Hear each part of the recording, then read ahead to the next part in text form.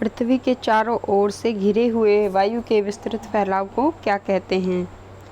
तो पृथ्वी के चारों ओर से घिरे हुए वायु के विस्तृत फैलाव को क्या कहा जाता है? वायुमंडल कहा जाता है। वायुमंडल की ऊपरी परत के अध्ययन को क्या कहा जाता है? वायुमंडल की ऊपरी परत के अध्ययन को क्या कहा जाता है? आयुर्विज्ञान कहा जाता है वायुमंडल की ऊपरी परत को। वायुमंडल की निचली परत के अध्ययन को क्या कहा जाता है? वायुमंडल की निचली परत के अध्ययन को क्या कहा जाता है? ऋतु विज्ञान कहा जाता है वायुमंडल की निचली परत को।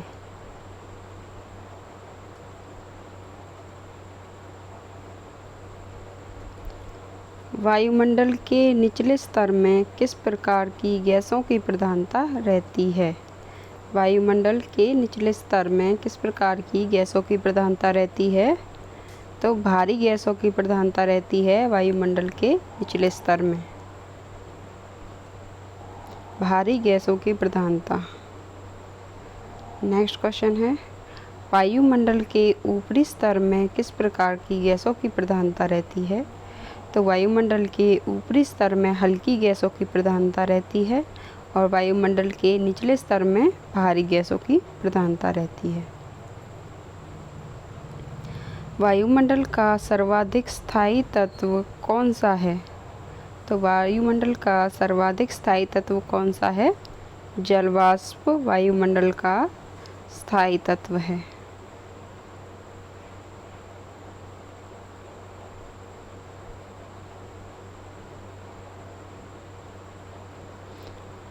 वायुमंडल में कौन सी गैस सर्वाधिक मात्रा में पाई जाती है? वायुमंडल में कौन सी गैस सर्वाधिक मात्रा में पाई जाती है? तो ये है नाइट्रोजन गैस सर्वाधिक मात्रा में पाई जाती है वायुमंडल में। वायुमंडल में सर्वाधिक मात्रा में विद्यमान अक्रिय गैस कौन सी है? तो जो सबसे ज़्यादा अक्रिय गैस है वो है ऑर्गन। और आपसे पूछा जाए कि वायुमंडल में कम अक्रिय गैस कौन सी है, तो ये है रेडॉन। सबसे ज़्यादा अक्रिय गैस है ऑर्गन और सबसे कम अक्रिय गैस है रेडॉन।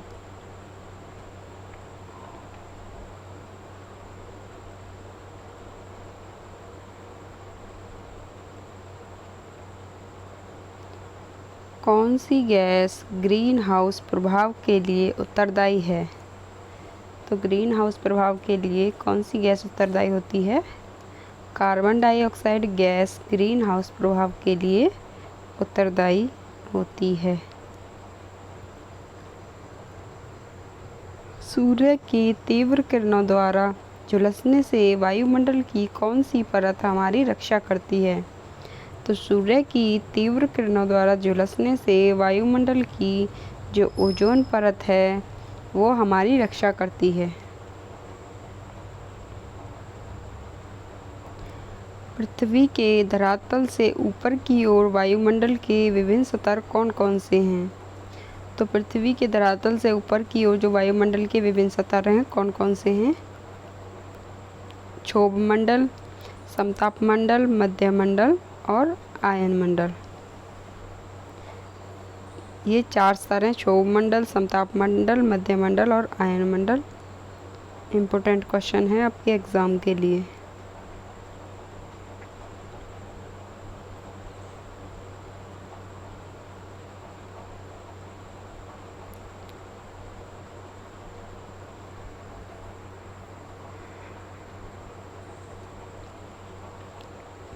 क्षोभ मंडल की धरातल से ऊंचाई लगभग कितनी है? तो क्षोभ मंडल की धरातल से ऊंचाई लगभग कितनी है? 14 किलोमीटर यानी 14 किलोमीटर है। क्षोभ मंडल की धरातल से ऊंचाई 14 किलोमीटर।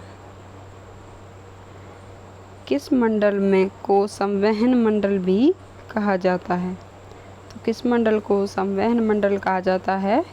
क्षोभ मंडल को संवहन मंडल भी कहा जाता है। बादलों का निर्माण किस मंडल में होता है? तो जो बादलों का निर्माण होता है वो किस मंडल में होता है? क्षोभ मंडल में। किस मंडल में होता है बादलों का निर्माण? क्षोभ मंडल में बादलों का निर्माण होता है।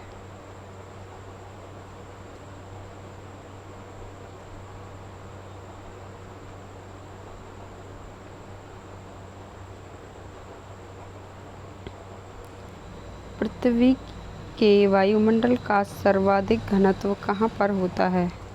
जो पृथ्वी का वायुमंडल है उसका सबसे अधिक घनत्व कहाँ पर होता है? तो ये भी क्षोभ मंडल में होता है।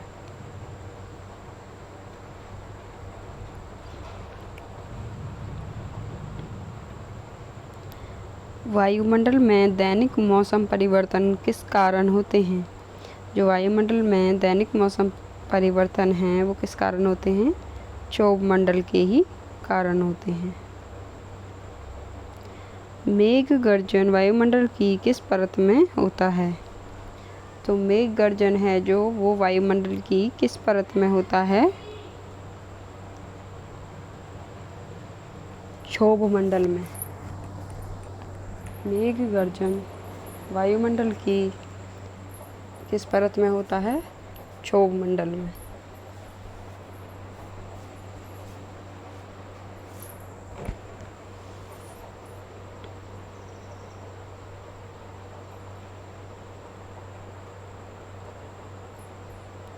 क्षोभ मंडल के ऊपर कौन सा मंडल स्थित होता है?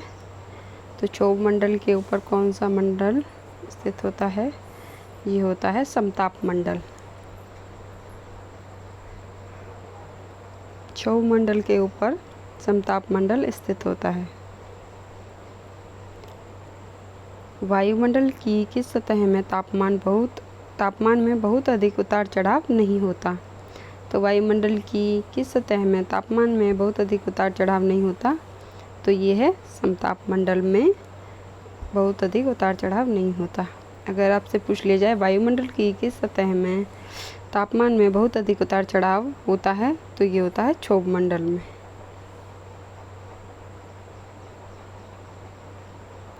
ओजोन परत कहाँ पर स्थित है? तो ओजोन परत समताप मंडल में स्थित है। ओजोन परत समताप मंडल में स्थित है।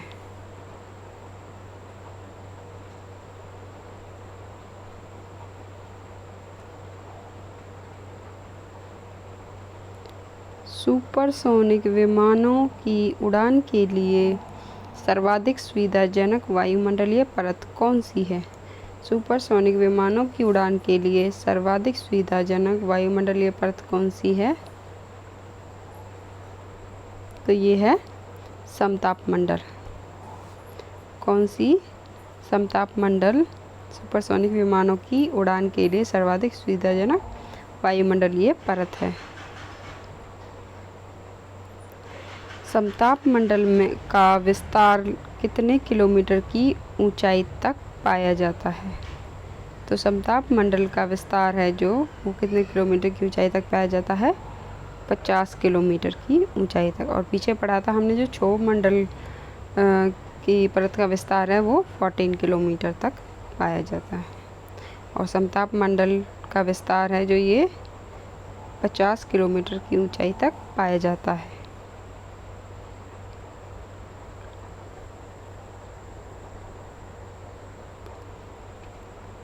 किस मंडल में धूलकण और जलवाष्प की मात्रा कम होती है?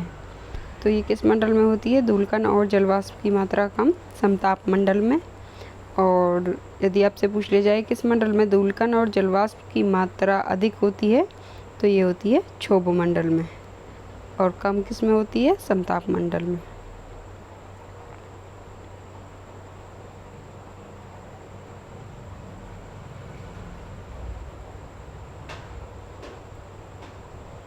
दीर्घ रेडियो तरंगें पृथ्वी की किस सतह से परावर्तित होती हैं?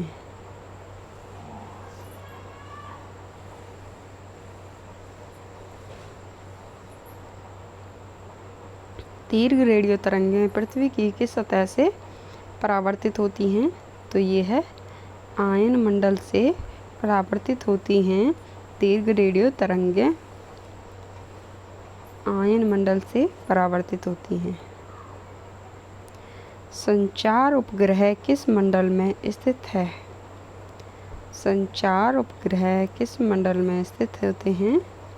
ये होते हैं आयन मंडल में। किस मंडल में संचार उपग्रह स्थित होते हैं? आयन मंडल में। वायुमंडल में ओजोन स्तर के अपक्षय का कारण कौन सा है? वायुमंडल में ओजोन स्तर के अपक्षय का कारण कौन सा रसायन होता है? तो ये होता है क्लोरोफ्लोरोकार्बन।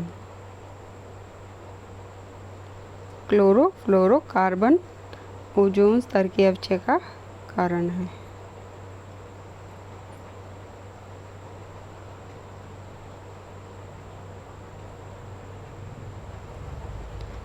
वायुमंडल के किस भाग में जलवाष्प की कुल मात्रा का 90% भाग विद्यमान है? तो वायुमंडल के किस भाग में जलवाष्प की कुल मात्रा का 90% भाग विद्यमान है? तो ये है क्षोभ मंडल में विद्यमान है जलवाष्प का 90% भाग। वायुमंडल की किस परत को रसायन मंडल कहते हैं? तो वायुमंडल की किस परत को रसायन मंडल कहते हैं? तो कौन सी परत है ये? ये है मध्य मंडल। वायुमंडल की मध्य मंडल वाली परत है उसको रसायन मंडल भी कहते हैं। इस वायुमंडलीय परत को मौसमी परिवर्तन की छत के नाम से जाना जाता है। तो किस वायुमंडलीय परत को मौसमी परिवर्तन की छत के नाम से जाना जाता है? तो ये है क्षोभ मंडल को। क्षोभ मंडल को मौसमी परिवर्तन की छत के नाम से जाना जाता है।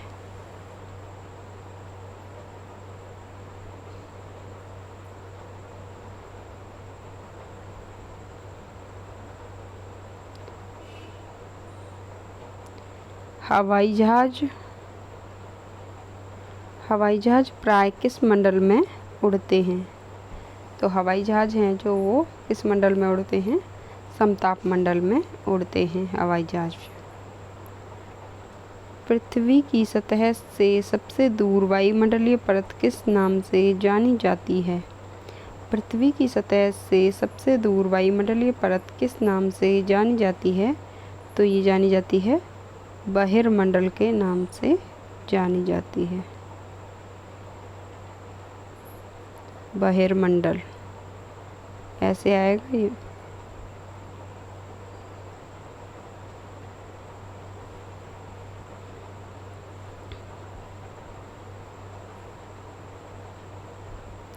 वायुमंडल में सबसे अधिक ओजोन कहाँ पर केंद्रित है? तो वायुमंडल में जो सबसे अधिक ओजोन है वो कहाँ पर केंद्रित है? स्ट्रेटोस्फियर यानी कि समताप मंडल में सबसे ज़्यादा ओजोन केंद्रित है।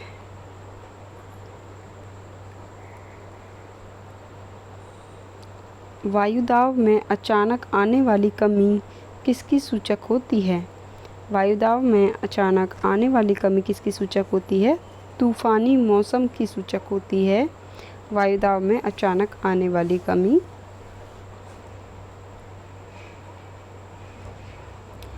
वायुदाब को किस में मापा जाता है? तो वायुदाब को किस में मापा जाता है? मिलीबार में मापा जाता है। वायुदाब को किस में मापा जाता है? मिलीबार में।